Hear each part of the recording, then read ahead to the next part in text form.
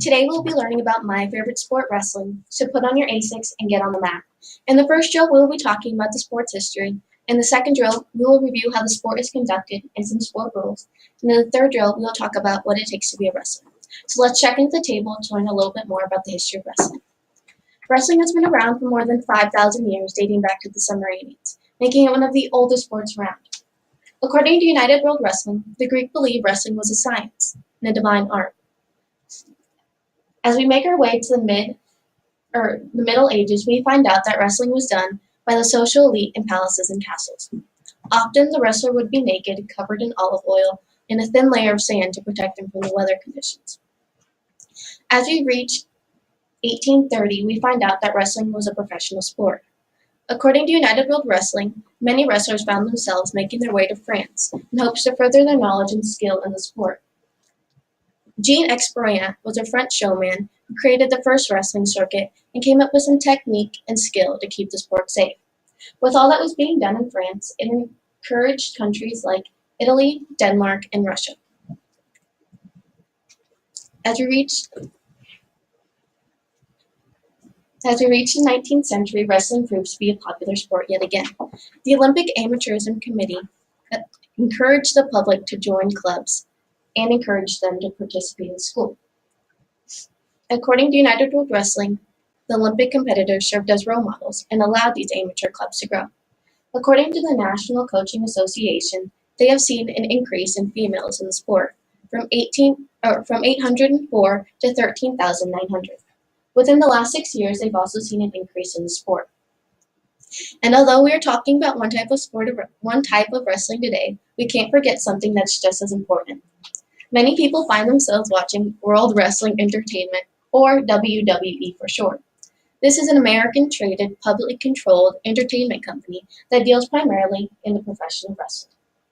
You can find thousands gathered in an arena to see their favorite wrestler take the stage. Now that we know a little bit more about the history of wrestling, let me take you down as we review how the sport is conducted. There are 3 types of wrestling styles: freestyle, folk style, and Greco-Roman. Today we'll be talking about freestyle, or folk style, since it's the one practiced in high schools and colleges today, mainly due to the fact that it's the safer one of those two. In high school, the weight classes are 106, 113, 120, 126, 132, 138, 145, 152, 160, 170, 182, 195, 220, and 285. This gives for a variety in the sport, allowing a wide vast in participation. Before a wrestler is allowed to compete, he must weigh in and get his skin checked. Due to the fact that wrestling is done on a mat, it is easy for bacteria to stick around.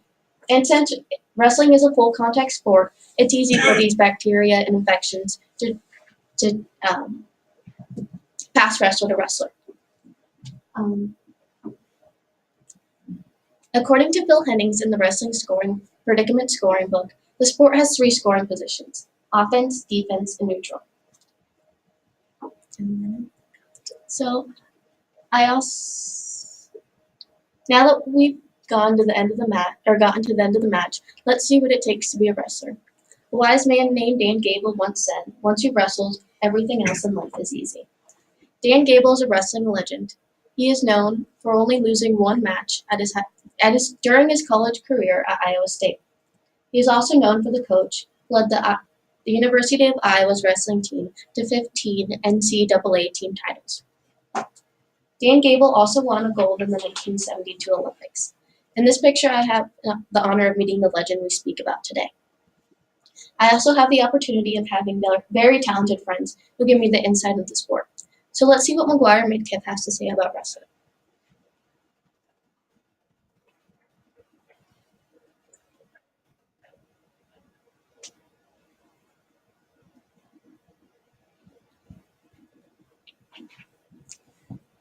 That's okay. Let's see what Kyle Biscalde has to say about wrestling. Kyle Biscalde is Waukees' first state champion. He states, "Wrestling is a grind that occurs on and off the mat. It is a mental and physical sport. You can't be thinking about wrestling for 2 hours of a day at practice and expect success. You have to be thinking wrestling 24/7, whether it's technique or cutting weight." He also states that he believes all good wrestlers are mentally strong and dedicated. Now, as we wrap up our time together, we can't forget to include why wrestling became my favorite sport. My freshman year, I offered to be a first aide at the MAC Brawl. At this time, I was a basketball player with no interest in the sport, but loved the idea of being hands on. So, after spending 2 days and about 20 hours or so watching these young men and even some young women wrestle, I fell in love. I soon gave up my dream of becoming a basketball player. And I know what you're thinking. What? Why would you do that?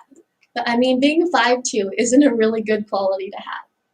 I soon became the team's athletic trainer to be able to be around the sport that was just two sweaty people on a mat, but now has become two passionate competitors using everything they have to be victorious. So I hope you got the insight on the history of sport, or on the sport's history, how the sport is conducted and the sport rules, and what it takes to be a wrestler.